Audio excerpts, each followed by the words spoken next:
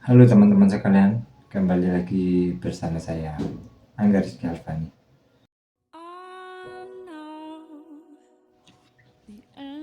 Oke, jadi bayangin gini, pada suatu siang, tiba-tiba terjadi hujan deras, angin kencang, dan dalam hitungan jam, sebuah bencana terjadi dan menyebabkan jalan raya tertutup. Warga panik, dan pertanyaan yang jarang orang tanyain adalah bukan kenapa bencana ini terjadi, tapi gimana caranya agar media bisa ngasih tahu warga dengan cepat tanpa bikin situasi semakin kacau. Nah, ini yang menarik. Karena ternyata komunikasi krisis itu nggak sesimpel kasih pengumuman terus selesai.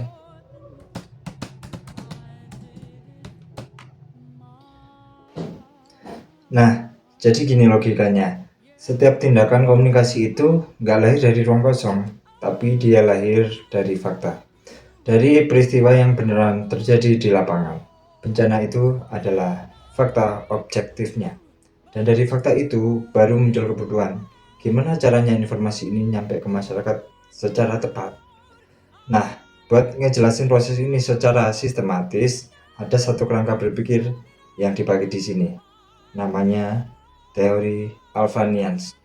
Dan teori ini bilang satu hal penting, bahwa efektivitas komunikasi krisis itu ditentukan oleh 3 unsur yang saling mengunci. Nah, dari ketiga unsur tersebut, yang pertama ada kecepatan informasi. Begitu kejadian, media harus langsung nyampein bencana apa yang sedang terjadi, di mana lokasinya, akses mana aja yang ketutup. Kenapa ini penting? Karena kalau telat sedikit saja, yang muncul bukan kejelasan, tapi simpang siur.